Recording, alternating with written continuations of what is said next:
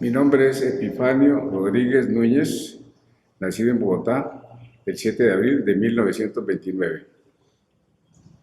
Háblenos un poquito de cómo estaba conformada su familia antes de la Guerra de Corea.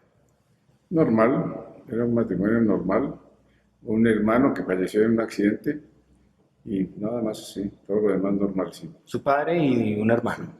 ¿A qué se dedicaban? Mi padre médico, mi hermano pues, estaba pequeño, estábamos estudiando. ¿Cómo está conformada su familia actualmente? En este momento, mi esposa y vivimos solos con ella porque ya todos los hijos están casados. ¿Cuántos hijos tiene? En total, 8, de 2 matrimonios. ¿Y cuántos nietos? En este momento tengo 5 nietos. Bien. Háblenos un poco de su ingreso al servicio militar. Usted estaba estudiando. ¿Cuándo entró al ejército? Tenía que hacer el servicio militar y entonces entré a hacer servicio militar y estuve un buen tiempo en esto. Cuando, estando en la escuela de infantería, se presentó la guerra de Corea y un buen día el comandante del batallón, de la compañía, que era el capitán Álvaro Valencia Tovar, nos preguntó quiénes queríamos ir a Corea. Y entonces casi todos dimos el paso al frente. Pero usted ya había prestado su servicio militar antes. Estaba prestándolo, ya iba a salir. ¿Por qué tomó esa decisión? La tomé como la tomamos todos, por muchachos, por jóvenes, porque nos gustaba simplemente la aventura. A tal punto que después de que se disolvió la formación ese día, tuvimos que ir a buscar dónde quedaba Corea, porque no sabíamos exactamente dónde quedaba.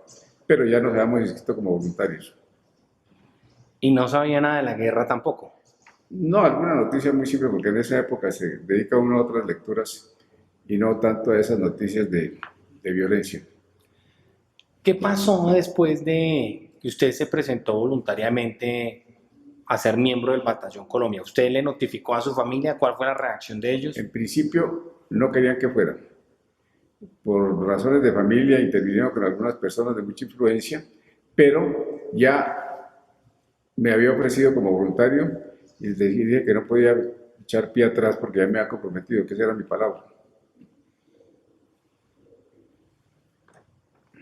¿Cómo fue ese entrenamiento militar previo a la guerra de Corea? Pues estuvimos aquí, vinieron unas misiones de Estados Unidos, entre ellos algunos puertorriqueños para ayudar con el idioma, y un entrenamiento normal.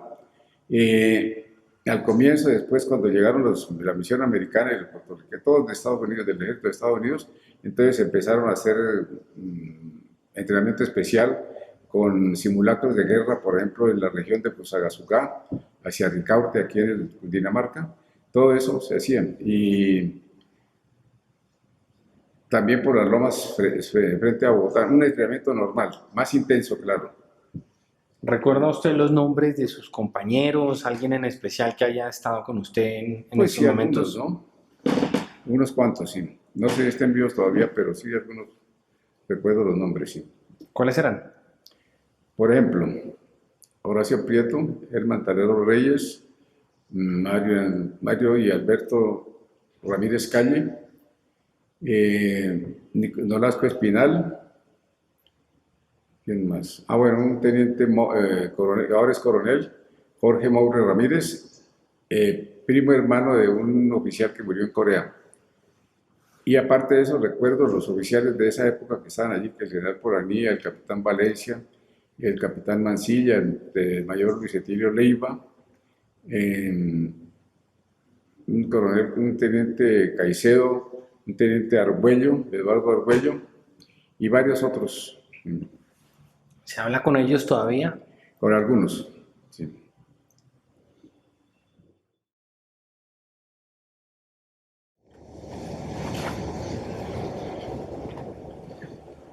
¿A quién más recuerda, señor Epifanio? Recuerdo también en esa época, teniente Gabriel Puyana García, al teniente Fernando Landazábal Reyes, al coronel Alberto Ruiz Novoa, al teniente Guillermo Rodríguez, al teniente Rafael Martínez Espinosa, Raúl Martínez Espinosa, a teniente también Agustín Angarita Niño, después todos ellos fueron generales de la República, coroneles, cosas así como esas, sí.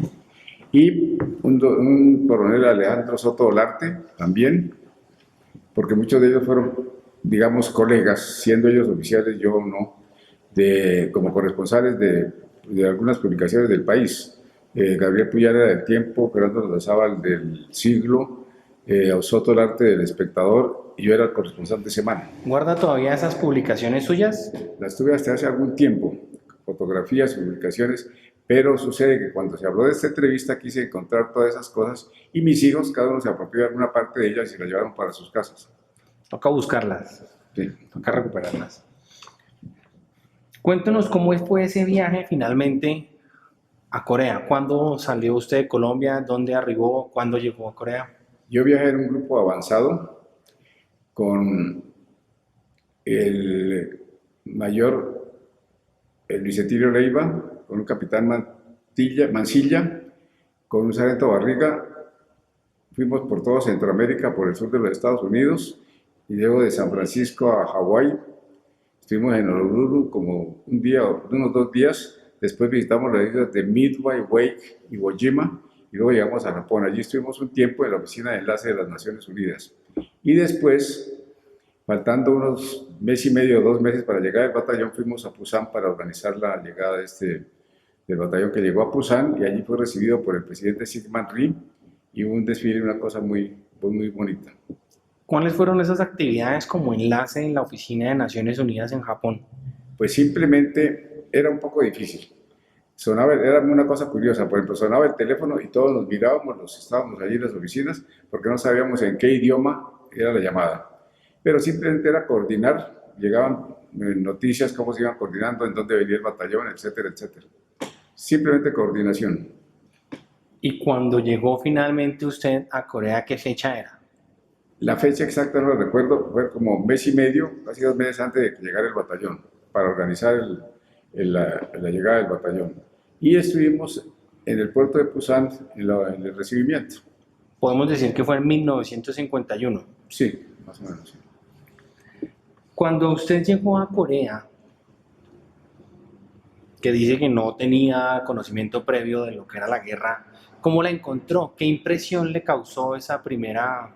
Pues miren, todo lo que hicimos fue visitar los batallones en donde se iba a caer el batallón Colombia, etcétera. No tuvimos acercamiento ninguno realmente con el sector civil de Corea, digámoslo así. Estuvimos siempre en un campamento. ¿Pero cómo estaba Corea? No, pues en el redondo donde estábamos había solamente tropas que estaban en reserva o algo así, pero no tuvimos la oportunidad de ir a una ciudad a conocer la cosa así por el estilo. Estuvimos siempre esperando el batallón y haciendo lo que se presentaba con ese motivo. ¿Cómo fue ese entrenamiento previo a la llegada del batallón Colombia? Perdón, posterior. Posterior. Bueno, tan pronto llegó el batallón hubo un entrenamiento para todos los que llegan al batallón, el contingente completo. Fue intenso, tan intenso que recuerdo que creo que el general Van Fleet comentaba que el entrenamiento debe ser tan intenso que cuando llegáramos al frente de batalla podíamos descansar. Fue un entrenamiento intenso, fuerte. ¿Cuál era su rango en ese momento? ¿El rango o el cargo? Las dos. El cargo era sargento de operaciones y sargento de inteligencia del batallón. ¿Recuerdan los lugares en los que usted sostiene que estuvo designado el batallón Colombia? Pues estuvimos en la línea en diferentes sectores. Me acuerdo mucho de Cumzón, por las actividades que allí hubo, pero realmente nos dedicamos en esas posiciones que teníamos a mirar dónde estaba el enemigo y cuáles eran los planes de acción que se iban a desarrollar. Pensando solamente que el enemigo estaba en un sitio determinado, entonces se hacían los planes con el Estado Mayor del batallón y se iba disponiendo para que las compañías operaran en esa forma, de acuerdo con las instrucciones del regimiento. Como oficial de enlace y oficial de inteligencia, ¿cómo eran las condiciones de vida del batallón Colombia durante su permanencia en Corea? Miren, el primer batallón, hablo del primer batallón, sí, parte del segundo, siempre estuvo en la línea Y cuando había algo de descanso, íbamos a lo que llamaban Rear CP, que era un comando de reserva atrás, y allí estábamos en entrenamiento generalmente o esperando que llamaran nuevamente para pasar a algún sitio en la línea. Cuando el descanso era largo, entonces generalmente organizaban unos grupitos para ir en R&R a Tokio, que era un viajecito de descanso y recuperación, Rest and Recuperation. De resto, el batallón siempre estuvo allí en la reserva, en la parte de reserva del área de la línea de combate. ¿Participó usted en la operación Nómada del batallón? Realmente no recuerdo de estas operaciones, pero sí sé que estuvimos, cuando por ejemplo hirieron al comandante del batallón, íbamos, los chinos desalojaron un sector, nosotros íbamos por todas las zanjas de arrastre. Cuando quisimos entrar a una casamata que habían abandonado los chinos, afortunadamente vi una cuerdita allí y era una mina, una trampa cazabobos, como se llamaba en esa época. Si pasamos, estalla eso y allí hubiéramos quedado todos. Entonces le dije a mi coronel, con cuidado, mire, esto es una mina cazabobos. Salimos, pero como él era tan activo, tan dinámico, empezó a impulsar a la tropa, a decirles, marchemos por aquí, cojamos por aquí, subamos por aquí. Estaba en eso cuando lo hirieron. Entonces, los dos disparos en el estómago, los disparos en el estómago. ¿Y qué pasó en ese momento? En ese momento no se quería retirar de frente, que decía que no quiero, no puedo dejar a mis hombres solos, pero teníamos que retirarlo porque estaba herido, ¿no? Sacarlo de allí fue una cosa extraordinaria porque no quería salir en primer lugar y en segundo lugar, como no nos podíamos levantar, entonces era en una camilla porque estaba cerca de la sanidad y en cuclillas caminando por la zanja hasta que lo llevamos a la parte de atrás donde estaba ya en las ambulancias, la sanidad ya completa. Pero fue una cosa bastante complicada, bastante difícil. ¿Recuerda algún otro momento así de difícil, peligroso, que lo haya marcado significativamente? Sí, pues constantemente se vivía en peligro, ¿no? Pero recuerdo mucho, en alguna ocasión salimos con el capitán Valencia, general que ya falleció desafortunadamente, y salimos un domingo de invierno, todos vestidos de blanco, inclusive el jeep iba todo blanco, a inspeccionar un sector, lo que llamaba tierra de nadie. Íbamos tranquilamente, mirando eso con mucho cuidado, cuando empezó a caer artillería enemiga atrás, y nosotros obviamente no nos podemos devolver sino seguir hacia adelante. Logramos comunicarnos con los batallones americanos y empezaron a contrarrestar también con artillería.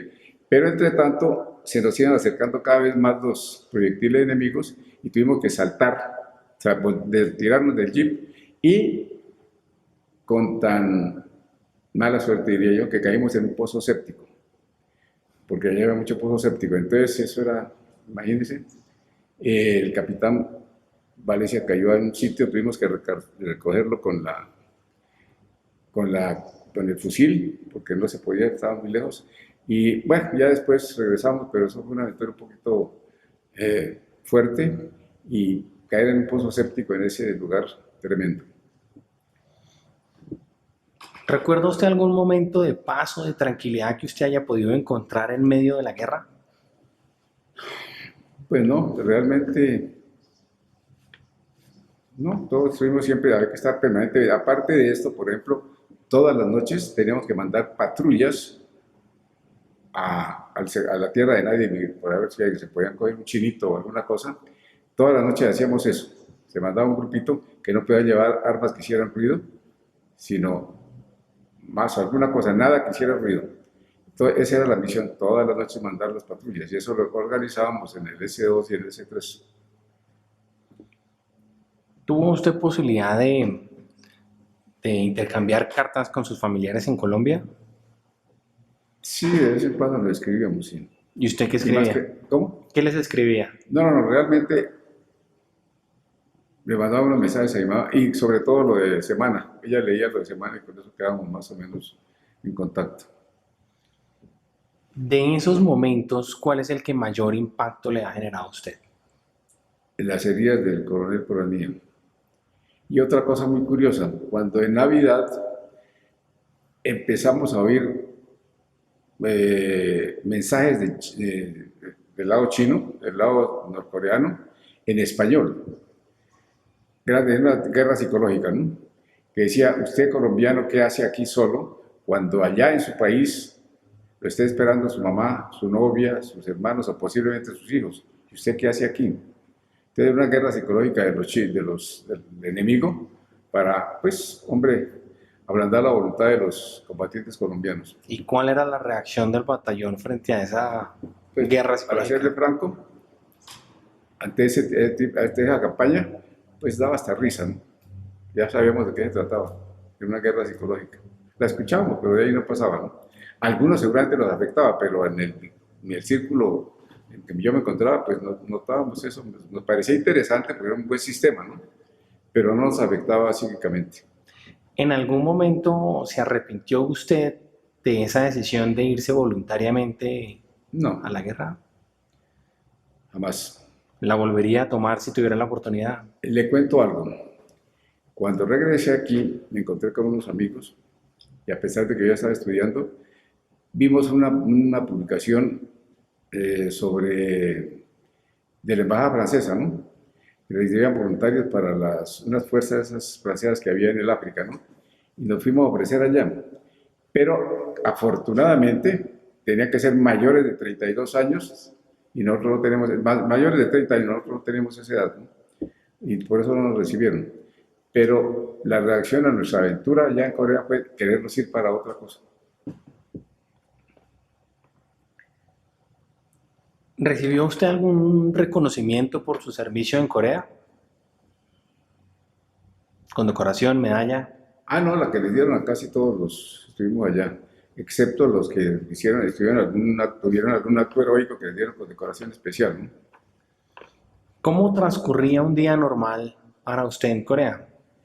Siempre mirando los mapas, donde íbamos a enviar las patrullas. En alguna ocasión que se tomaron algunos prisioneros, salíamos y los llevábamos hasta el sitio, a un sitio que tenía el regimiento cerca a Seúl. Cuando terminó de su servicio en Corea y usted ya fue notificado de su regreso a Colombia, ¿qué sintió? ¿Qué fecha era? Y la fecha exacta no la recuerdo, simplemente sabemos que venía el relevo, íbamos a regresar a Colombia. Pues sentía uno cierta alegría, porque iba a regresar a descansar, ¿no? No le ha pasado mayor cosa, entonces pues sí, satisfacción, ¿no? Y sí, satisfacción porque pues sentía uno como que ha hecho alguna obra de mucha importancia, sobre todo cuando ya retirándonos veía uno todas esas ciudades destruidas, creo que era como son, se paraba uno en un sitio, todo destruido, escasamente me acuerdo mucho, vi como una especie de caja fuerte, seguramente era algún banco o algo, era lo único que estaba en pie, el resto todo estaba en ruinas. Y veía uno mujeres y niñitos sobre las ruinas tratando de dormir, sin qué comer, sin qué tomar ni nada de esas cosas. Entonces, pues sentía uno, en cierta forma, cierta satisfacción, porque había estado defendiendo esa tierra, ¿no? Y una tristeza tremenda al ver cuál era la situación de ellos. ¿Qué expectativas o esperanzas le quedaban para el pueblo o le quedaron a usted para el pueblo coreano al momento de su regreso? Pues viendo todo eso que le acabo de informar, esperamos que se recuperaran, que se terminara la guerra y que esta gente pudiera por lo menos tener un sitio seguro donde vivir, ¿no? Cosa que pues con el tiempo no solamente lo recuperaron, sino que lo sobrepasaron hasta el punto de que ya sabemos el desarrollo que ha tenido Corea durante 2 años, estos últimos 60 años más o menos.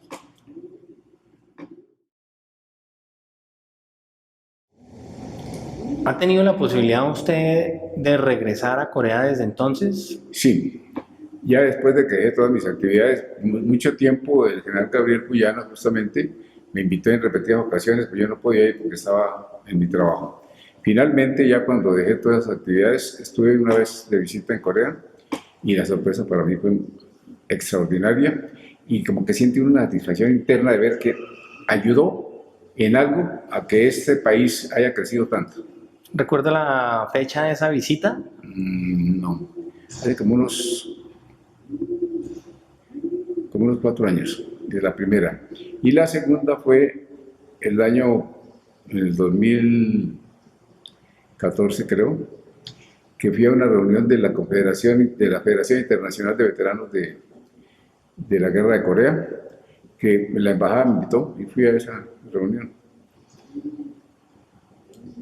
¿Está usted consciente de los rápidos logros en materia económica y democrática de Corea después de la guerra?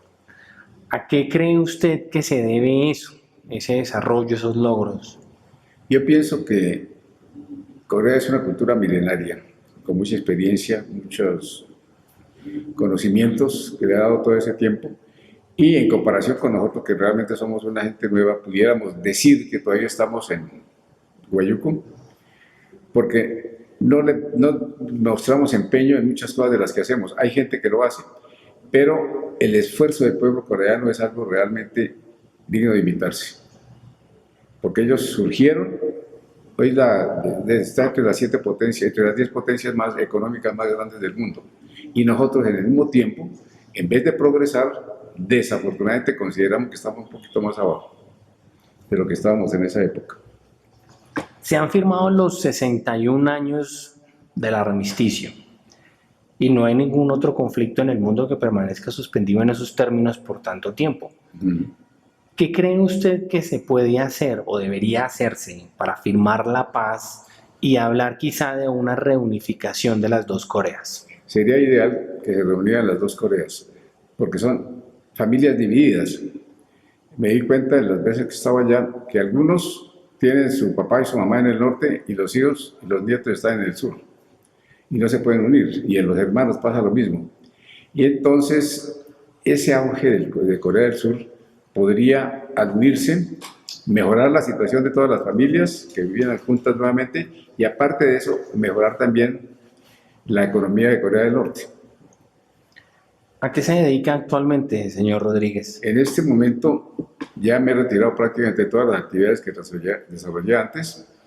Aparte, pues tengo algunas asesorías por allí en algunas empresas, pero le dedico tiempo a ASCOBE, la Asociación Colombiana de Veteranos de la Guerra de Corea. Durante los 2 últimos años he sido presidente de esta asociación, y en la asamblea del 31 de marzo me reeligieron nuevamente como presidente y representante legal de la asociación. Estamos en eso. ¿Cuántos asociados veteranos de la Guerra de Corea tiene ASCOBE? ASCOBE en este momento aproximadamente unos 450, 460. Porque desafortunadamente estamos así como, o sea, desaparecemos muy rápidamente, ¿no? Veteranos en todo el país, incluyendo la Armada, hay alrededor de unos 900. De los afiliados nuestros, 450, 460, algo así. Pero aparte de eso, tenemos relación con algunos que no están afiliados y mantenemos ciertas comunicaciones y cosas de esas, se los llaman o los llamamos, aunque no están afiliados a la asociación. ¿De dónde provienen los recursos con los que funciona ASCOBE? Los recursos, el gobierno le reconoció un subsidio a los veteranos, se llama que estuvieran en estado de indigencia. Cosa que no me parece justa, porque o se les da como indigentes, que la Constitución prevé esa protección por parte del Estado, o se les da como veteranos. Y nosotros queríamos, sería fabuloso que le dieran algo a los veteranos de la Guerra de Corea, que le ha dado tanto nombre al país, porque antes no sabían dónde quedaba Colombia. Le preguntaban a uno allá a los otros, ¿usted dónde es de Colombia? Y, oh, Estado de Colombia, no señor, Colombia en tal parte. Había que explicarles dónde quedaba. Después de eso, Colombia es muy conocida universalmente. Y aparte de eso, pues hay algunas actividades del gobierno coreano que han mejorado mucho. Ahí en las universidades y en otros sitios están ayudando un poquito al mejoramiento de las cosas. A los descendientes. Sí, al país en general. Y se sostiene entonces la asociación con una cuotica que dan los señores que tienen el subsidio, y con una cuota de los que no tienen subsidio, que pagan también una cuota un poquito menor mensualmente. ¿Cuáles son principalmente las funciones de ASCOBE?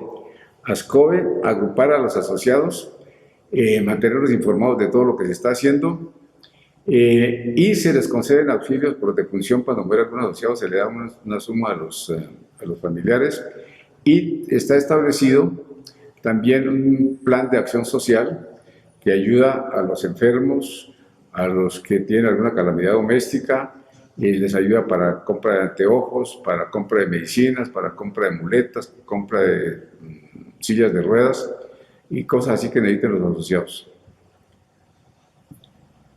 Y además trabajamos con la embajada. La embajada nos da un auxilio estudiantil para los descendientes y empresas como Samsung y creo que Daewoo también. Y además, hace poco LIG Next One nos dio un auxilio para la asociación y con eso por primera vez en el mes de diciembre pudimos darles un auxilio monetario a cada uno de los asociados de cierta significación, cosa que no habíamos podido hacer antes.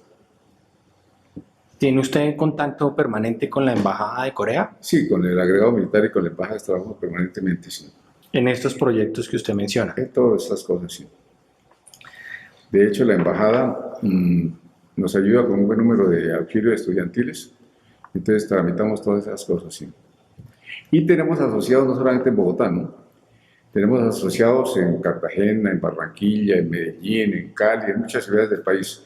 Y también mantenemos correspondencia con algunos asociados que viven veteranos que viven en el exterior. ASCOBE tiene una revista. Hábleme un poco de ella. ASCOBE Noticias. Es un medio publicitario que empezamos hace, ya hemos hecho 5 ediciones. Entonces se trata de informarle a los asociados qué estamos haciendo en primer lugar y de informarle al público en general que existe la asociación y como muchos colaboran con artículos sobre hechos de la guerra, entonces estamos también dando a conocer al pueblo, a los colombianos y a las entidades que lo reciben, qué fue la guerra de Corea, qué hicieron los colombianos allá, qué beneficios estamos recibiendo de Corea, etcétera, todo esto. ¿Cada cuánto sale esta revista? Tratamos de hacer una publicación cada trimestre. Obviamente necesitamos ayuda publicitaria para poder financiar como cualquier publicación, que hay que mantener, o se vive de los avisos, ¿no? De la publicidad. Entonces lo que buscamos nosotros también con todas las empresas para que nos ayuden. Como presidente de ASCOBE y con la experiencia que usted tiene en estos proyectos que ha desarrollado con los veteranos, quiero preguntarle, ¿cuál cree usted que es el legado de los veteranos de la Guerra de Corea?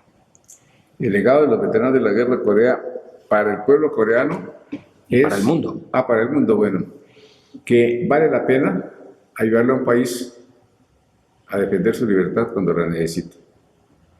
Nos consideramos, y así lo decimos, hermanos en la guerra y hermanos en la paz con el pueblo de Corea.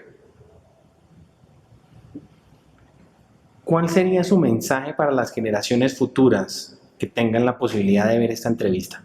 Para nuestros descendientes o para en general las generaciones futuras, que como seres humanos se debe siempre ayudar a los seres humanos que lo necesitan. ¿Tiene usted algún comentario adicional que quiera agregar? Sí, nuestro reconocimiento y admiración por los propósitos, por la misión, por el objetivo de la Korean War Legacy Foundation, que está trabajando para mantener en el mundo la imagen de lo que pasó en Corea y que no se pase al olvido. Me parece una labor extraordinaria, porque fue una guerra que tenía un propósito de darle la libertad a un pueblo que lo necesitaba. Y esto, mantenerlo en la historia, es muy importante.